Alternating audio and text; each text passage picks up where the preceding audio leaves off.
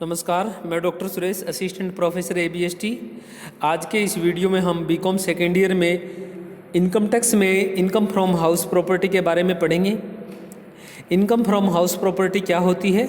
यदि करदाता के पास मकान या उससे जुड़ी हुई कोई संपत्ति है जिसका वह स्वयं मालिक है, तो ऐसे मकान को किसी अन्य व्यक्ति को किराए पर देने पर जो इनकम होती है और उस इनकम में से कुछ कटौतियां देने के पश्चात इनकम फ्रॉम हाउस प्रॉपर्टी में कर योग्य माना जाएगा। यहाँ पर छात्र ध्यान दें कि इनकम ऐसे मकान को किराए पर देने पर, मकान और मकान से जुड़ी हुई भूमि को किराए पर देने पर जो इनकम होती है, ऐसी इनकम को इनकम फ्रॉम हाउस प्रॉपर्टी में ही कर योग्य माना जाएगा। इसमें हमारे पास इनकम फ्रॉम हाउस प्रॉपर्टी में कुछ जनरल रूल्स हैं, वो सेक्शन 22 में दिए गए हैं। वो इस प्रकार हैं। नंबर 1, मकान व उससे लगी हुई भूमि। यहाँ पर छात्र ध्यान दें कि मकान और मकान से लगी हुई भूमि होनी चाहिए। अगर मकान और मकान से लगी हुई भूमि से कोई इनकम होती है तो ऐसी इनकम को इनकम फ्रॉम हाउस प्रॉपर्टी में कर योग्य माना जाएगा।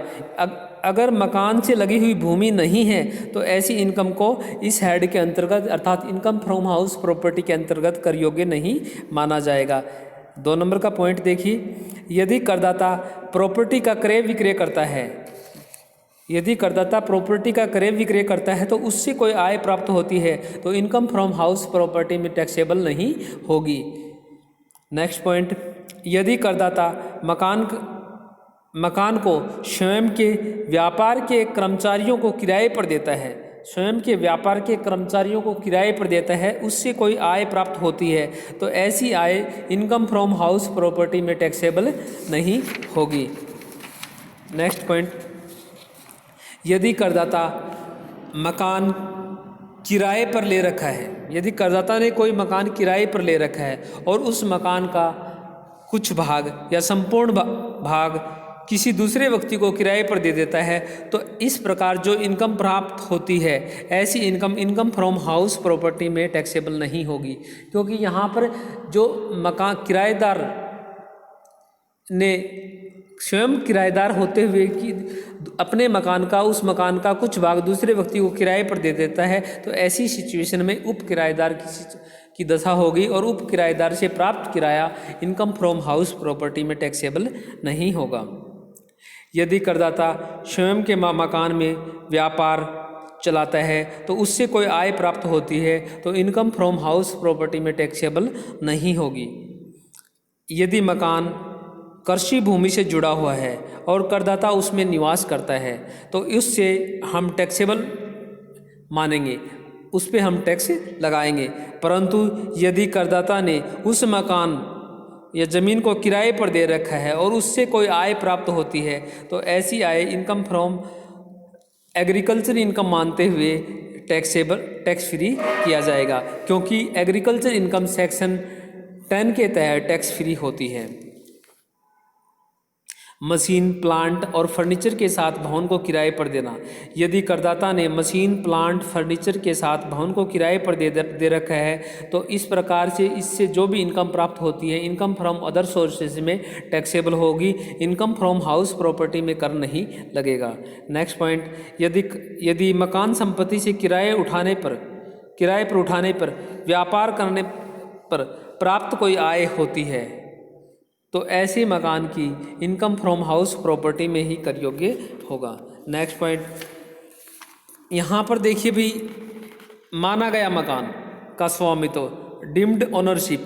कई बार क्या होता है कि कुछ करदाता अपने टैक्स बचाने के लिए अपनी हाउस प्रॉपर्टी किसी दूसरे व्यक्ति को, अपने रिलेटिव को ट्रांसफ़र कर देते हैं तो ऐसा ट्रांसफ़र किया हुआ ट्रांसफ़र इनकम टैक्स की दृष्टि से उसी व्यक्ति का माना जाएगा जिस व्यक्ति ने ट्रांसफ़र किया है। क्योंकि यहाँ पर जो टैक्स बचाने के लिए इस प्रकार ट्रांसफ़र किया जाता है और इस प्रकार जो ट्रांसफ़र किया जाता है ये उसी व्यक्ति का मकान होगा जिस व्यक्ति ने ट्रांसफ़र किया है। यहाँ पर देखिए नंबर 1, जीवन साथी को मकान का हस्तांतरण। अगर कोई व्यक्ति अपने जीवन साथी को मकान का हस्तांतरण कर देता है तो ऐसा मकान उसी व्यक्ति का माना जाएगा जिस व्यक्ति ने हस्तांतरण किया है। नंबर 2, अवयस्क पुत्र पुत्री को मकान का हस्तांतरण। कई बार क्या करते हैं, कुछ व्यक्ति करदाता अपने मकान को अपने पुत्र या पुत्री को हस्तांतरण कर देते हैं जो अवयस्क हैं, तो ऐसी सिचुएशन में भी मकान उसी व्यक्ति का माना जाएगा जिस व्यक्ति ने मकान का हस्तांतरण किया है। अविभाज्य संपत्ति, अगर अविभाज्य संपत्ति जिस व्यक्ति के नाम पर है उसी व्यक्ति की मानी जाएगी जिस व्यक्ति के नाम पर है, इनकम टैक्स की दृष्टि से उसी व्यक्ति के टैक्सेबल इनकम में शामिल की जाएगी। अगला पॉइंट, सहकारी समिति, आवास मंडल या विकास प्राधिकरण द्वारा आवंटित मकान। अगर किसी व्यक्ति को सहकारी समिति, आवास मंडल या विकास प्राधिकरण द्वारा कोई आवंटित मकान है तो ऐसा मकान जिस व्यक्ति को आवंटित किया गया है उसी व्यक्ति का मकान माना जाएगा। यदि नेक्स्ट पॉइंट, यदि मकान का पंजीकरण नहीं हुआ हो, यदि किसी व्यक्ति का मकान का पंजीकरण नहीं हुआ हो, ट्रांसफ़र कर दिया गया है, तो ऐसे व्यक्ति के लिए मकान संपत्ति उसी व्यक्ति की मानी जाएगी जिस व्यक्ति के पास है। यहाँ पर ट्रांसफ़र पंजीकरण हुआ या नहीं हुआ ये मान्य नहीं होगा। नेक्स्ट पॉइंट, यदि किसी मकान को 12 वर्ष या अधिक अवधि के लिए पट्टे पर दे रखा है, अगर कोई मकान संपत्ति 12 वर्ष या इससे अधिक अवधि के लिए पट्टे पर दे रखी है तो ऐसी मकान संपत्ति उसी व्यक्ति की मानी जाएगी जिस व्यक्ति को पट्टे पर दे रखी है। लीज, पट्टे या लीज पर किराए पर ली गई भूमि पर बनाया गया मकान। कई बार लीज या पट्टे पर ली गई भूमि पर कोई व्यक्ति मकान बना लेता है तो ये मकान संपत्ति उसी व्यक्ति का होगा जिस व्यक्ति ने मकान संपत्ति बनाई है। ऋण हेतु गिरवी रखा हुआ मकान, अगर किसी व्यक्ति ने अपना मकान ऋण के लिए गिरवी रखा है, लोन के लिए गिरवी रख दिया गया, तो ऐसा मकान भी उसी व्यक्ति का माना जाएगा जिस व्यक्ति ने मकान को गिरवी रखा है। विवादग्रस्त मकान अर्थात डिस्प्यूटेड हाउस भी उसी व्यक्ति का माना जाएगा जिस व्यक्ति का उस मकान पर स्वामित्व है, यानी जिस व्यक्ति का अधिकार क्षेत्र में है, जिसके अभी कब्जे के क्षेत्र में है, उसी व्यक्ति का यह मकान माना जाएगा। यहाँ पर देखिए भाई, कैलकुलेशन ऑफ एनुअल वैल्यू, किसी मकान की एनुअल वैल्यू कैसे कैलकुलेट करेंगे। In case let out house property, यहाँ पर एनुअल फेयर रेंटल वैल्यू जो भी अमाउंट है वो less vacancy allowance if any, अगर कोई है, ये लेस करने के बाद में ग्रॉस एनुअल वैल्यू, और ग्रॉस एनुअल वैल्यू में से लेस म्यूनसिपल टैक्स या local tax paid by owner less कर देंगे। उसके बाद में जो भी राशि बचेगी वो एनुअल वैल्यू आएगी। इसमें हम प्रैक्टिकल क्वेश्चन बाद में करेंगे। छात्र ध्यान दें, इसको पढ़ने की कोशिश कीजिए, समझिए इसको, और नहीं समझ में आए तो आप मुझसे संपर्क कर सकते हो, मैं आपके इन प्रॉब्लम का सॉल्यूशन करूँगा। Thank you.